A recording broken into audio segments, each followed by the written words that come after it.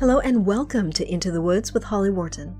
This podcast is all about our journey into the woods of ourselves, getting to know who we are, and where we're going in life so that we can create the life that we want to live. It's about deepening your connection with yourself, taking inspired action, and really trusting yourself and your intuition. It's also about mindset. Our beliefs are such an important part of this journey. And there are so many ways for us to change our mindset so that we can more easily live a life of expansive joy. This podcast is also about going literally into the woods and spending time in nature, and how that can help us on our own personal journey of self-knowledge. Thank you so much for joining us today. Now let's get into this week's episode. Hello, adventurers, and welcome to the Into the Woods podcast, episode 457. This is your host, Holly Wharton, and I'm back with another exciting guest. Today, I'm talking with Sarah K Brandis about running for better mental health and riding to conquer your fears. I'm super excited to reintroduce this week's guest. Sarah and I are offline friends, and we've gone on several walks in the woods together. She was also a guest on episode 380, where we discussed what to do when our passions lead to burnout. Late last year, Sarah started cycling to work in London, and I've been following her commuting adventures on Instagram. I knew I wanted to get her back on the show to talk about how she's overcome her fears of road cycling. Because I know that a lot of people, myself included, have some fears about the adventures we want to have. A lot of times our adventures lead to a stretch in our comfort zone. So I figured this would be a pretty useful conversation for a lot of us. I really love how Sarah has found a way of cycling to work on her own terms. She has these little adjustments that she does, like getting off to walk during certain intersections and junctions and things that I never would have thought of. I guess I would have thought like cycling was like all or nothing, and apparently it's not. So this episode will give you some great ideas on how you can have your own adventures in the way that works best for you, in a way that helps you to overcome your fears little by little if needed.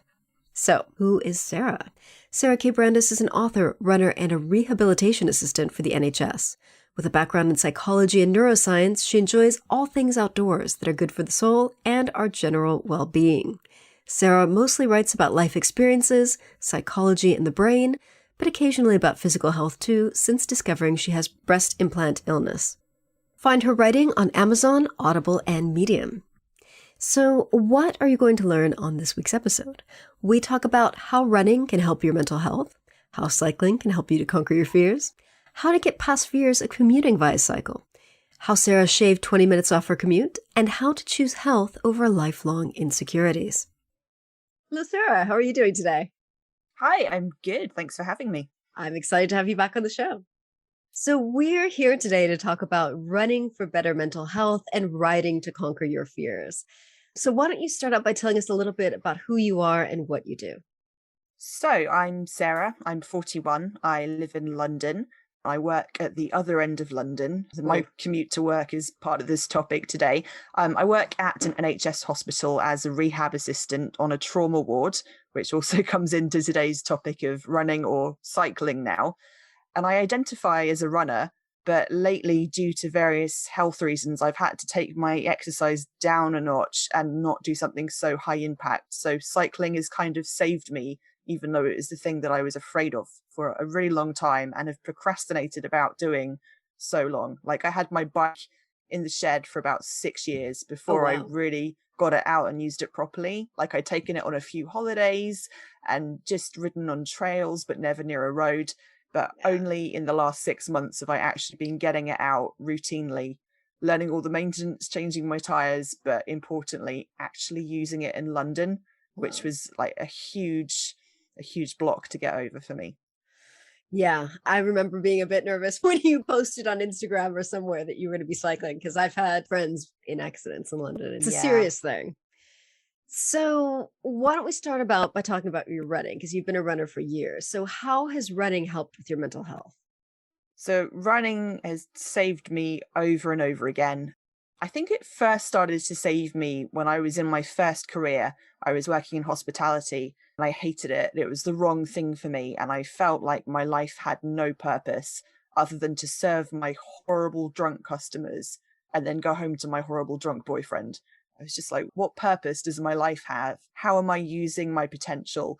And I hadn't yet thought as far ahead as going to uni and finding a new career for myself. I didn't really think I could do any of those things, but I did think that I could probably run. That seemed pretty like achievable and attainable, to just put one leg in front of the other repeatedly until I built something up and could call it a distance.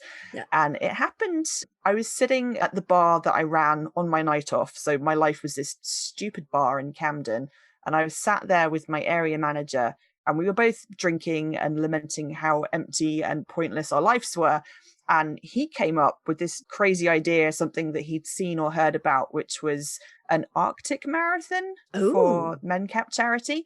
And he talked me into it while we were drunk. And I thought it was the best idea ever. And I was so up for it. And then the next morning, with his hangover, he started to come up with all the excuses why he couldn't raise the money. His body wasn't built for running. So I was like, yeah, you're weaseling out of this. I'm actually really into this. But I didn't feel like I could do 30 grand's worth of fundraising without friends doing it with me. So without him, I was like, I need to do something else that I can manage without bankrupting myself. But I do want a really big running-based challenge. So I just looked on Google, and the first thing that came up in search, probably because it was being Google advertised, was the New York Marathon. Oh, wow.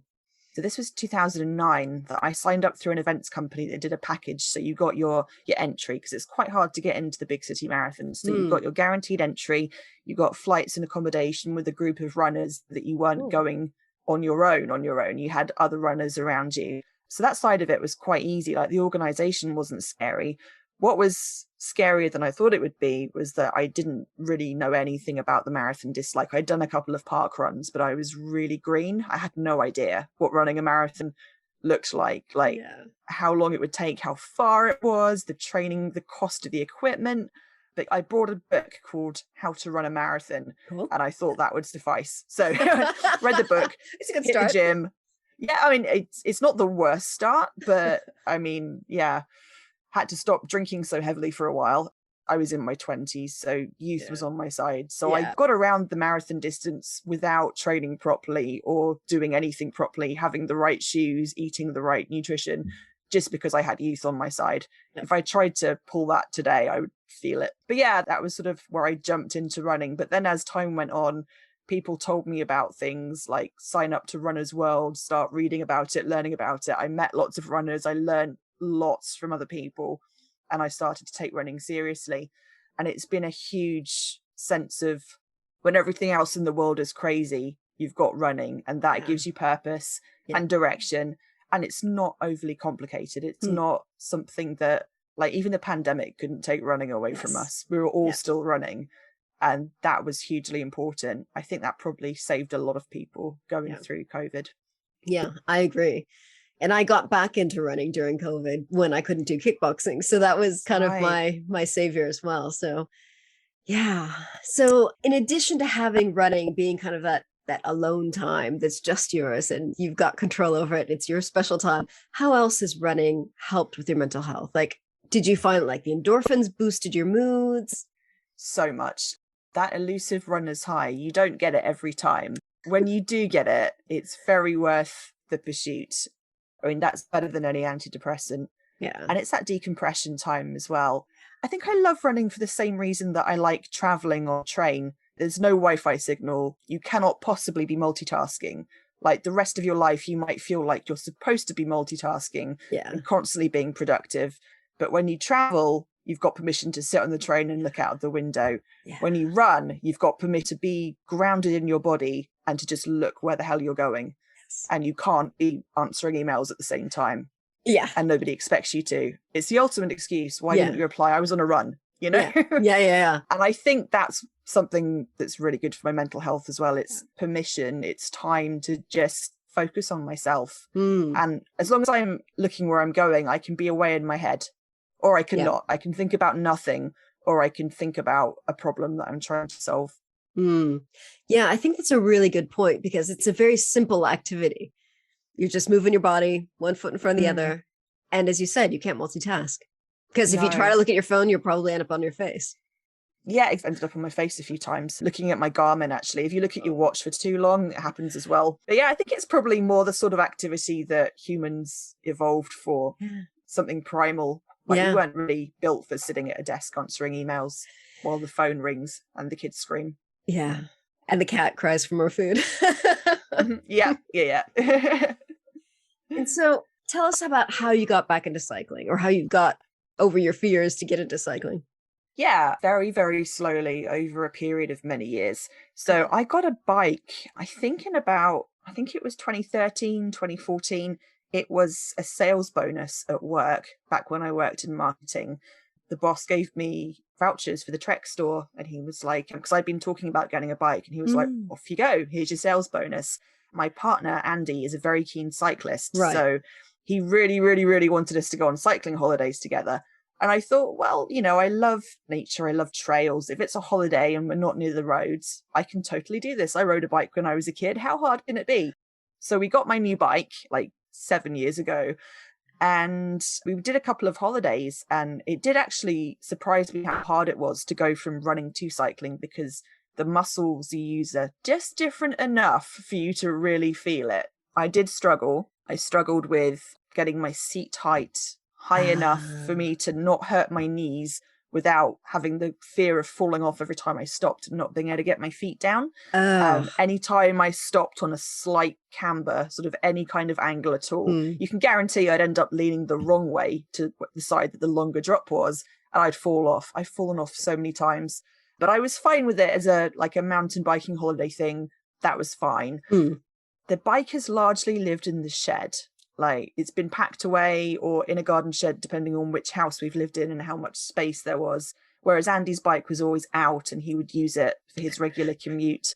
I felt guilty about how mine was just packed away, gathering dust. And I only really got it out properly with the intention of riding on the road last October, just purely because my running had wound down due to a health condition. I wasn't really able to run. I couldn't do anything very high impact that involved a lot of, pounding on the pavement. But I still desperately wanted to do cardio and get those endorphins.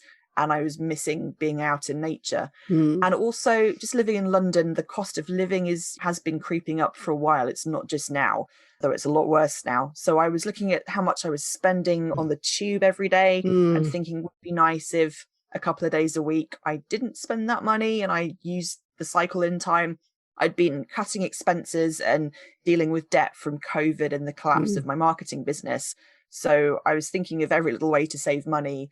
And I was like, there's this, I'd given up my gym membership because that was a cost I didn't need. So I was like, a commute to work could be my gym time. It could save me money on TFL. And also I had this bike sitting there that was worth money that I wasn't using. And I was like, I need to either sell it or use it. Yeah. And I didn't want to sell her because she's pretty. And I wanted to ride her. So I got her out. Yeah. So that's where it started. And it started horribly. There was ugly crying. There was blood, sweat and tears. It was a mess. London is terrifying. I have tried to drive a car in London a few times. I usually end up crying. Yes, me too. Bits falling off the car. I've had a bumper come off. I've lost lights, lost pieces of myself at times. I'm just like, I'm scared of everyone and everything, and I'm not doing that again. It's soul destroying, I know. It makes you question humanity. You're like, how can people be so cruel? I drove in London. At me. I drove in London once, and it was like 2:00 in the morning, and I thought, that'll be easy. There'll be no one on the road. No. Right. But I had to pick up my husband. I was sobbing by the time I picked him up, and he was like, what the hell happened? And I was like, there were things, I don't know. Oh my goodness. Oh, so things happened. Yeah, I know. I know. Driving or cycling, I have moments where I question humanity and I'm like, I am just trying to live. Yeah. I am literally just trying to live here. Why are you coming at me? But yeah, that's London. Yeah. There have been loads of psychological studies actually that show that people aren't supposed to live in such proximity to each other because it makes us all crazy and angry. And, I feel like London's just a giant life experiment. Like, how close can we push these people to killing each other without them actually killing each other at enough of a rate for it to be noticed? And let's charge them a lot of money for it. Yeah, and let's tax them for the privilege. Oh, so I got the bike out, and my first ride, I did a few practice rides, around the local area. I went to the post office, I potted about, but the first serious ride was my commute to work, which is 10 miles across the city, because I stupidly don't work at my local hospital, so I go really far away. So 10 miles, it would take a proper cyclist like Andy about an hour to cycle it comfortably without pushing himself. Okay. My current commute, I'm down to an hour 20, which is a miracle. But my first go, and I looked at my Strava before we talked because I wanted to check when this was. So 30th of October, just in time for a Halloween scare, I took 3 hours to get 10 miles across London. Oh. I got so lost, as well as just taking my time so much because I was so scared, and I was stopping everywhere, getting off, pushing the bike whenever I saw a junction, saw a bus, saw someone looking at me, anything, I'd get off and push. And also because I won't take my eyes off the road for a second, I couldn't use the sat nav on my phone. So I was just like, I just have to know where I'm going. I cannot look at my phone. Because if I look at my phone, then I'm not looking at the road and looking in all directions around me for dangers coming at me. So 3 hours later, I get to the hospital, and I decided to do this on a Saturday on my day off because I knew it would be a mess. I knew it would be so bad. So I get there, and one of my physio friends is working the overtime shift, and I come crashing through the office doors, sweaty, crying, covered in grease because my chain had come off several times. Because I just didn't know how to ride a bike at this stage. So I bumped it up and down, and knocked my chain off, got covered in grease. I was filthy. And I come flying into the office, and she looks at me. She's just like, what happened? Why are you here? Yeah, I was broken at that point. And luckily we had secure parking for the bike. So I chained her up and I went home on the tube because there's no way. I had another 3 hours of that in me. And it took me a few days to build up to riding her home after work. Wow. But I did it. And that was the beginning. And then from there, it's just been a gradual progress of, first of all, learning my route so that I didn't go the wrong way. And secondly, getting my time a bit faster as I've got my confidence. But I've not just suddenly found a confidence switch. I'm even now, 6 months later, not cycling like a quote unquote normal cyclist. There are certain bits, certain junctions, certain roads we will not ever cycle on, period. I get off and push when I feel that it's right to get off and push. And I don't ride on the pavement because people of London, this is a horrible thing to do and you will hurt people. So don't ride your bike on the pavement, please, unless you're like 5 years old. But get off, get off and push your bike until you feel safe to get back on the road again. And that's been how I've done it. I've just compromised with myself. It didn't have to be or nothing. It didn't have to be a hardcore cyclist or not a cyclist. A careful, slightly scared, but growing into my cycling identity cyclist. That's how I identify at the moment. And also still a runner who cycles past runners and gets jealous that I'm not running. That's life. Yeah, that happens to me when I'm out hiking. Like I see runners and I'm like, oh, that could be me. Yeah, I saw a meme once on Facebook that said, you're a runner when you see other runners running and you get jealous. And I've never felt anything more strongly. yes, I identify with that. Even when I'm comfortable on my bike and technically going faster, I should be feeling superior, but I'm not. I'm just, I wish I was running. But I'd never make it to work. It's 10 miles. Like I need to sleep when I got there. Yeah. Not and to do a full day's work and then run home again. Yeah. I'd be napping on my desk. Oh yeah, no, you couldn't do round trip. Well, I mean you could, but that would be crazy. So you recently shaved 20 minutes off your commute. Now, was that something, was there a big change that you made that happen, or was that just a gradual improvement?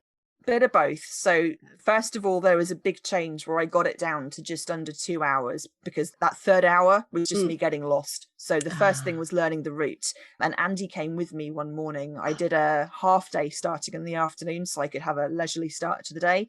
My partner, who is a cyclist and knows his way around London, came with me and did it at my pace, which I think is really important. Yeah. If you're listening to this and thinking, oh, I know someone who cycles, I could cycle with them to learn, make sure you're picking the right person to learn from, someone that understands your fear and won't just belt off and expect you to keep up. Mm. Because I've got lots of friends that if I went riding with them, even now, they'd drop me and I would be terrified.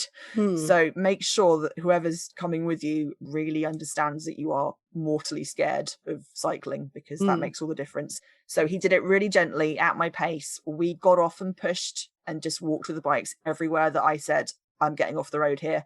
He didn't argue, he just did it with me. And I think that's really important, because I didn't get scared. I just got to do it my way. So we did the route. I started to memorize the route after that, and it became easier. So that shaved a huge chunk off of my time.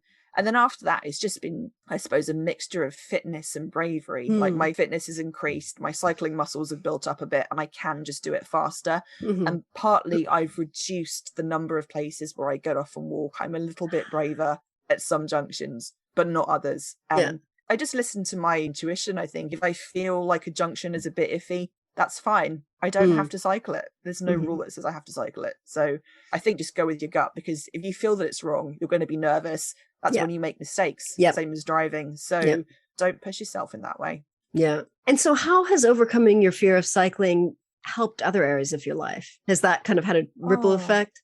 Yeah, I think it's just like overall my sense of self is a bit more positive and I feel a bit braver. Like I used to be someone that would say I would never ride a bike on the road. And now I'm someone who does, but doesn't feel the pressure to do it perfectly, just does it my way. And I like that. I feel quite empowered.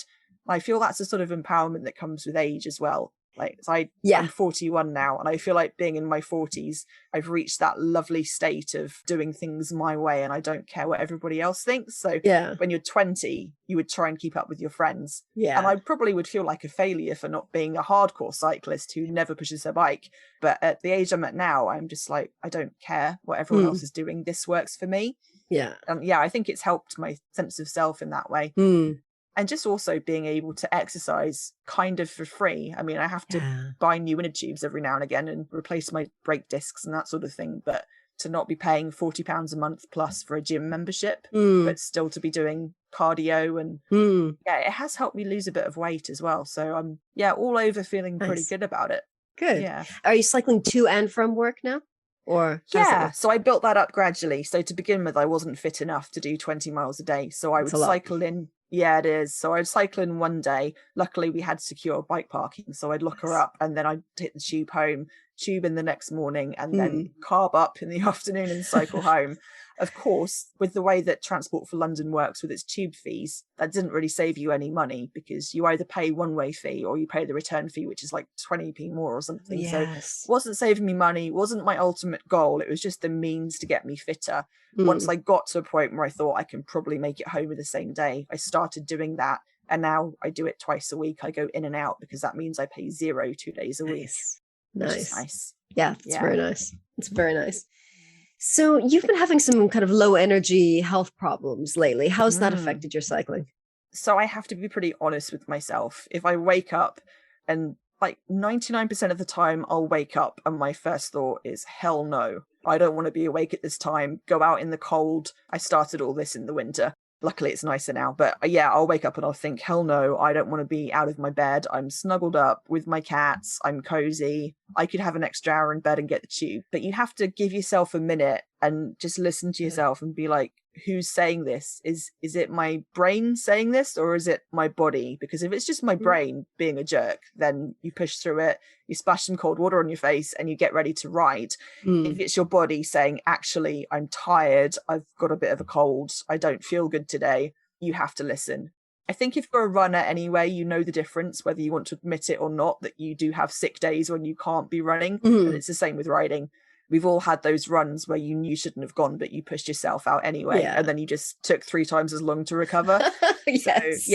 So with my health being a bit patchy in recent years, I think it all started with overworking, overtraining, and I had a couple of things going on in the background. I just got really run down. I had to cancel some marathon training a couple of years ago because I just fell to pieces. So I've learned very well what that feels like. So the thing is, your alarm goes off, you sit up in bed and you go, right, mind, be quiet for a minute. What's yelling at me? Is it my brain or is it my body? And if it's my body, I say F it and I just don't cycle in. But if I know that my body's fine and it's just my mind going, stay in bed where it's warm, there are cats here, then I will push myself. But that's very subtle message. Like, how do you distinguish between that? Because I know when it's your body that's exhausted, that's really easy to tell. But it's sometimes hard to know if your mind is being a little trickster or whether it's. Yeah, that's a good point. I don't really think of myself as being a very sort of in tune, meditating type person. I'd love to be, but I think I'm generally quite hopeless at it. But I have learned the difference for me in my body, what it feels like when it's just my mind versus my body. I suppose you just have to quiet your mind a bit and go within. I'm not going to pretend that I'm actually meditating at 5 o'clock in the morning because no, obviously not. Like, you've met me, you know that's not going to happen. Yeah. But I think if you can just be quiet for 5 minutes, just use your alarm, sit there and be like, okay, what's going on? Am I too tired to cycle, or am I just too lazy to cycle? Because there is a difference. Yeah. Yes, it is subtle, but I think if you're honest with yourself, just be honest with yourself. Give yourself a minute to wake up and be like, okay, come on, what is this? Yeah. And then just choose. And then whatever you've chosen, just go with it. Yeah. If you're going back to bed for an hour, commit to it. If you're getting up, commit to it quickly. Get the coffee on. Don't look back. Yeah. Yeah. I think that's a good point, because I think it's easy to kind of get stuck in that wishy-washy place where you're like, oh, I'll go back to bed. But then you can't get to sleep because you're like, oh, shit, should I have gone? Should I not have gone? Should I what? And then your mind is just like running circles. Yeah. I mean, you don't necessarily need to try and go back to sleep either. Sometimes I'll sit and just watch the news and I'll be like, this is fine. You know, I'm just still resting, chilling for an hour before work. It's still resting, and it's still not riding 10, 20 miles if your body's not up for it. Yeah, exactly. Yeah. So you've written a lot lately about choosing health over lifelong insecurities. What's that been like? Yeah, so this is the weird bit where I start talking about my boobs quite a lot. Let's talk about boobs and running and sport, because every woman goes through this: sports bras, chafing, sweating, back pain, neck pain, shoulder pain, trap muscles, all of that stuff. It gets even more fun for me because when I was 19, and we're talking, oh gosh, before the noughties, this is late 90s. So we didn't have the body positivity movement that we have now. We didn't have self-love. We had terrible role models like Pamela Anderson and, gosh, Jordan in her early years. And yeah, media was very cruel to women. It's like, some people think it's cruel now. You try it 20 years ago. Oh my God. So I had a terrible body image. I grew up very flat-chested. My mother was the same. And I remember seeing how insecure she was about it herself. And I definitely took all of that on, really embodied it. I hated myself. I know that's a strong thing to say, but I genuinely felt inadequate. So not because I particularly wanted to undergo invasive surgery or take a huge bank loan out, but because I felt that I had to enjoy my life, which is, again, a strong thing to say, but honestly, this is how I felt. I went and got a breast augmentation when I was 20. And at the time, I thought I'd done exactly the right thing. You know, I suddenly had this confidence. I felt good. I got out there. I started meeting people and living my life. And for the longest time, I didn't regret it. And I probably still wouldn't say that I regret it now as such, because if I hadn't done it, you know, in a sliding doors way, I would have had different life experiences. But they are making me sick now because they have ruptured. So at the time when you get them, I mean, back then, 20 years ago, the surgeons were saying, get a pair of cohesive silicone gel. They don't leak. You can have them forever. You'll never have to have them taken out unless something goes wrong and you're unlucky. But if you're lucky, they're fine. So I was like, wow, you know, sounds good. Surgery, it's all over. Never worry about it again. Take them to my grave. I'm going to look hot as a grandma. It'll be fantastic. Yeah, you don't think that you're going to end up sick, but I'm now quite ill with breast implant illness. And I think it might have been going on for a couple of years, slowly in the background, but I only discovered it at Christmas this year. So a couple of years ago, when I mentioned before that I had to abort some marathon training because I got very run down, looking back at all my symptoms, I wondered if perhaps I'd started to leak a little bit back then, because I was doing an awful lot of high impact exercise.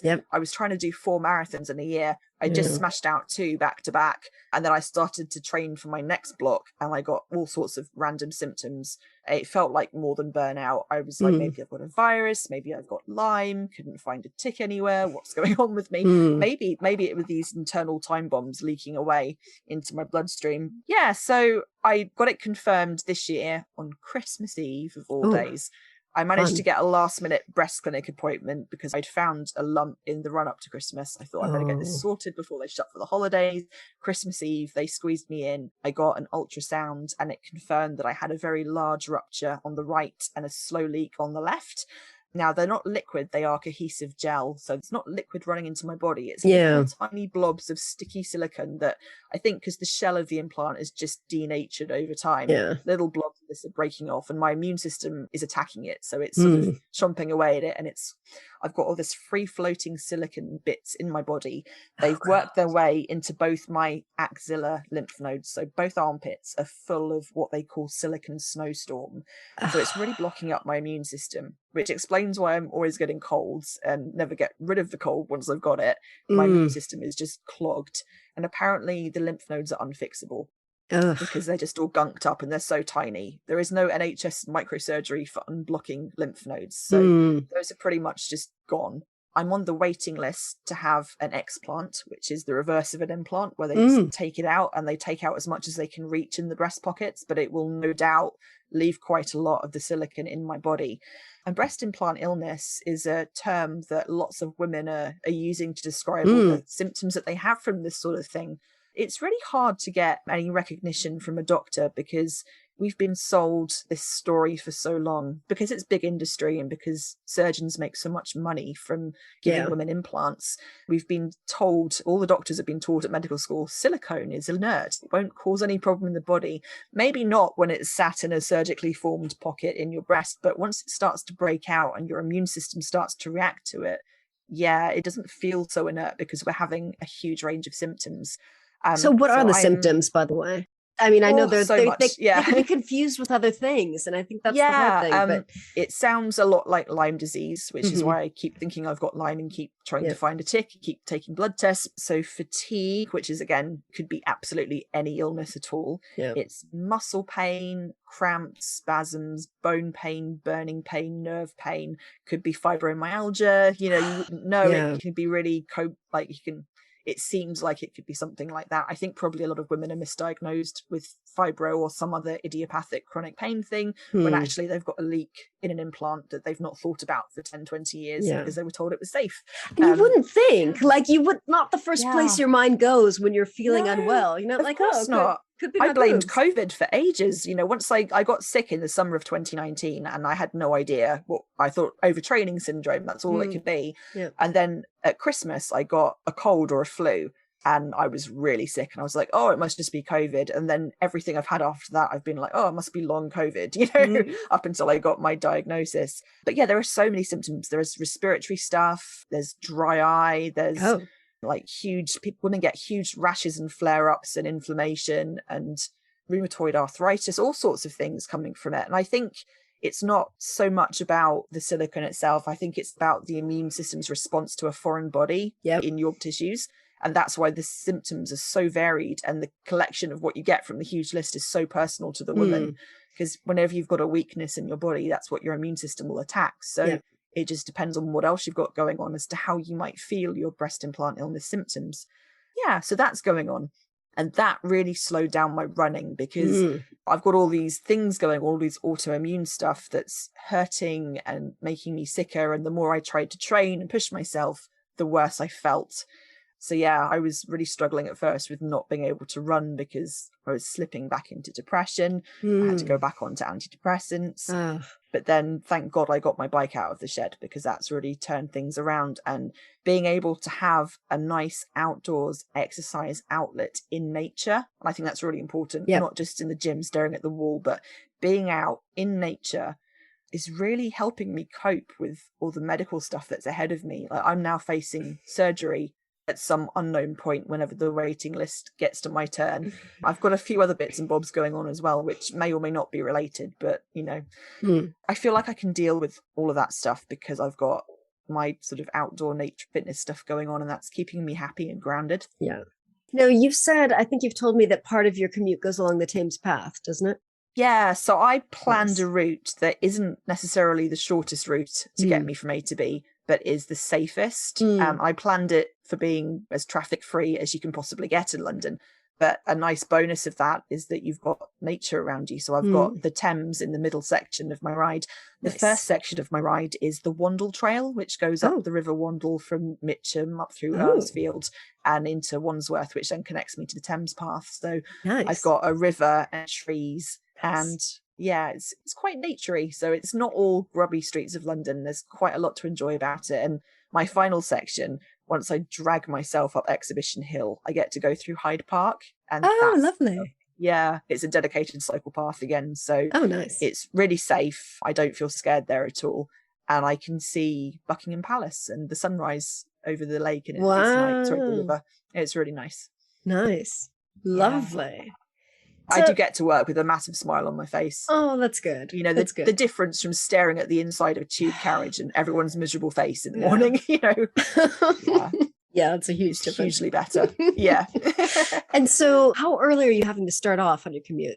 Yeah, so I start work at 8:30 and when I get to work, I've just done 10 miles, so I'm sweaty. So I get there at 8 to have a shower first. Okay. So I'm getting up at about 5, splashing some cold water on my face, trying to make myself look half decent, and then shoving some breakfast in and getting the bike together. I try and leave about 6:20 at the latest. Wow. I could probably do it quicker if I was not me, but I'm terribly slow in the morning. So it takes me a while. Like my alarm goes off. I have to just sit up and just sit there for a minute and be like, okay, back to earth, back in my body.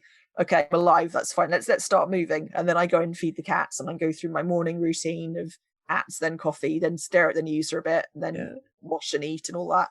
Yeah, and then I give myself a good hour and a half to get there, even though I only need an hour and 20 because I don't want to stress myself about it. If I have to stop and wait for ages to cross the road, fine. I've allowed time for it. And I think some of the accidents that happen probably happen because people are racing. Yeah, they're in a rush. They're not paying attention. Wait for a break. Yeah. Exactly. Yeah. So what have you learned about yourself from your running and cycling adventures? Like, how has your life changed? How have you grown as a person? So from my running, so back from the early days of the first stupid idea that I had, which was the New York Marathon in 2009, I think then, because I was in such a bad place in my life with a job I hated and a bad relationship, I think I learned then that I could do better. Like once I did something big, like the marathon, I was so proud of myself. I was like, I can do more than I thought that I could do. And that kind of set me on a path of doing more with my life in general, not just running or any kind of adventures, but career stuff as well. Like I, some years later, decided that I was done with my terrible career in hospitality. So I went to uni and I studied cognitive neuroscience, and that set me on a path of doing brain-based stuff. And first I got a little bit sidetracked and went into marketing, sort of accidentally, but I was still using psychology in that. But then my third career, which happened because of COVID, but I'm actually so grateful for, is that I now work for the NHS in a healthcare role. I'm using my neuroscience degree that I got at uni. Finally, it's paying off. Had I not started running, I wonder, in a sliding doors kind of way, would I have started to believe that I could do more with myself in general? Would I have left that terrible relationship? Would I have left that horrible pub and started doing more interesting work that used more of my skills and my interests? We don't know, but thank God I did change something.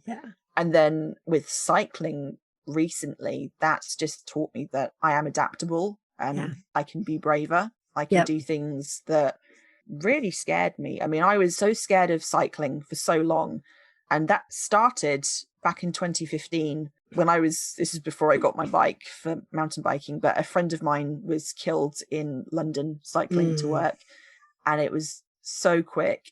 It was just 1 minute he was there and 1 minute he was gone, and it was devastating. And to think that you can lose everything in a split second, you know, that really freaked me out. He and I were the same age as well, so I was like, wow, imagine being our age and suddenly it's all gone in the blink of an eye because somebody didn't indicate. So that really freaked me out. And then when I started working in healthcare, I've been based on a trauma ward, and I've seen a lot of cyclists come through. I've rehabbed a lot of cycling injuries. And that put me off for ages. But to be able to push myself to try it despite all that putting me off makes me feel brave, and I'm proud of myself.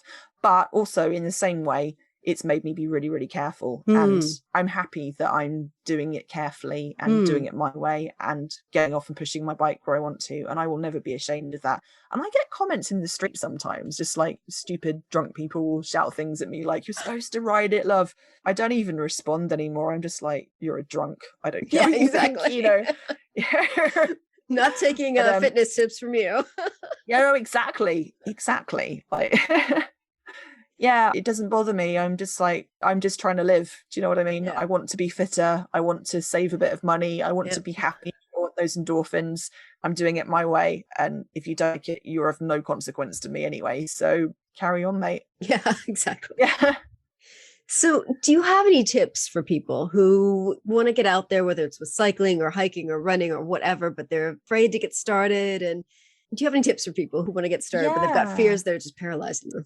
Yeah, well, I think make it safe for yourself. Yeah. Because that instantly takes away the fear. I don't think there's any point trying to mask or swallow your fears when they're genuine. And there are lots of reasons for women, particularly, to be afraid to go out there, particularly on their own. I know we're coming into summer now, but particularly in the winter when I started, when it's dark, running is very intimidating on your own in the dark.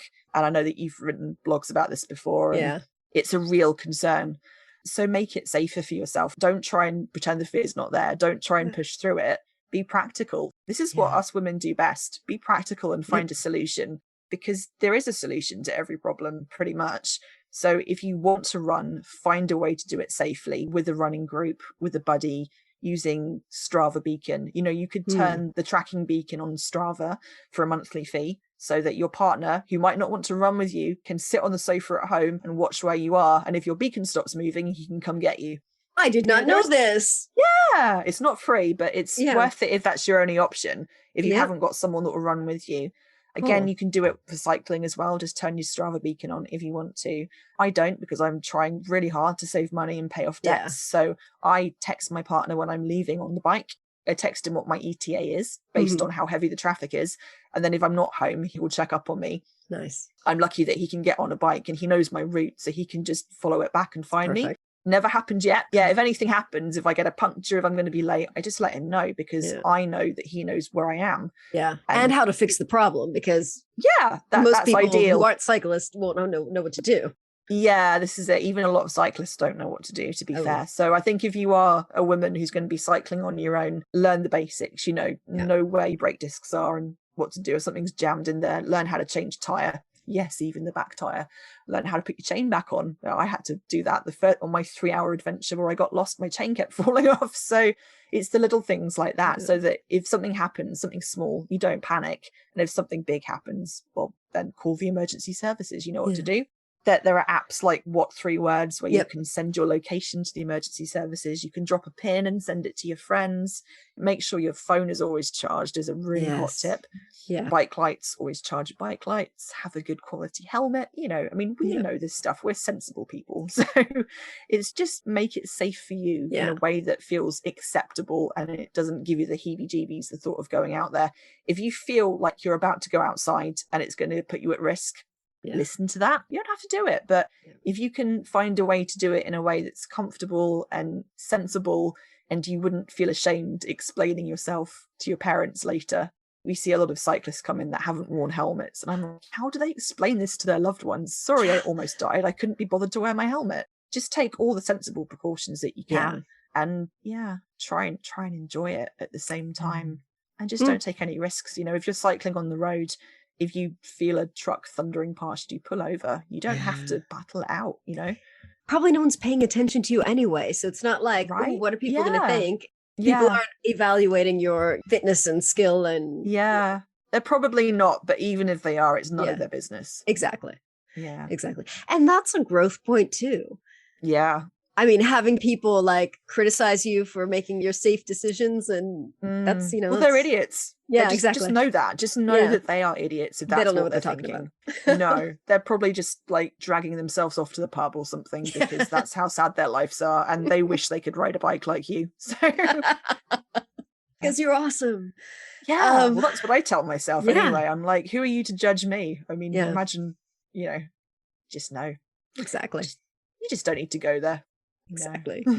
So Sarah, where can people find you online and learn more about what you do and see your Instagram posts and your all the blog posts that you write?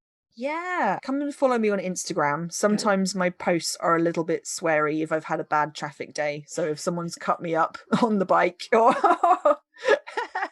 I might post something a little bit angry, but most of the time it's fun stuff, fun pictures of my commute, running when I get back into it, hopefully, and lots of cat pictures. Yes. So don't follow me if you don't like cats. On Instagram, I'm run, ride, rehab, right, with an underscore in between each word. Or if you just search my name, Sarah Brandis, you'll probably find me. And blogging wise, I'm just on Medium these days. So just look for Sarah Cat with a K. Sarah K-A-T on Medium. And that's where I'm sharing everything from fitness stuff to health stuff and my journey with my hopefully soon breast implant removal. Yay! I'm hoping to be able to share some positive news about symptoms going away and starting to feel better once it all happens. Good. Yeah. Well, fingers crossed that'll come up soon. Yeah, I hope so. All right. Well, thank you for joining us and talking about overcoming fears and cycling. You're welcome. Thanks for having me. Please drop me a line and let me know what you thought of this week's episode. You can email me at holly@hollywharton.com or find me online and get in touch there. If you enjoyed this episode, you might want to check out these related ones. 445, I talk about how to change the way you see yourself. 443, I discuss what injury keeps you from your adventures. 380 is the other episode with Sarah. We talk about what to do when our passions lead to burnout. 331, I talk about facing your fears and overcoming them. And 259, going way back, I have a great episode with Joe Casey that we called, What Will They Think of Me? Will they like me? How to get past these fears. So that's kind of marginally related, but I think it's good. It looks at kind of fear of what will people think and how to get past them. So hope you found this episode interesting and useful. And remember to visit hollywharton.com/457 for the show notes on this episode. Happy trails to you. Thanks so much for listening to Into the Woods with Holly Wharton. You can find more information about today's episode, including links for topics that were discussed, at hollywharton.com. That's HOLLYWORTON.com. If you'd like to connect with other listeners and get support on your journey, I would love for you to join my private community on Patreon. That's patreon.com/Holly Wharton. That's patreon.com/Holly Wharton. Thank you so much for listening, and I look forward to seeing you next week.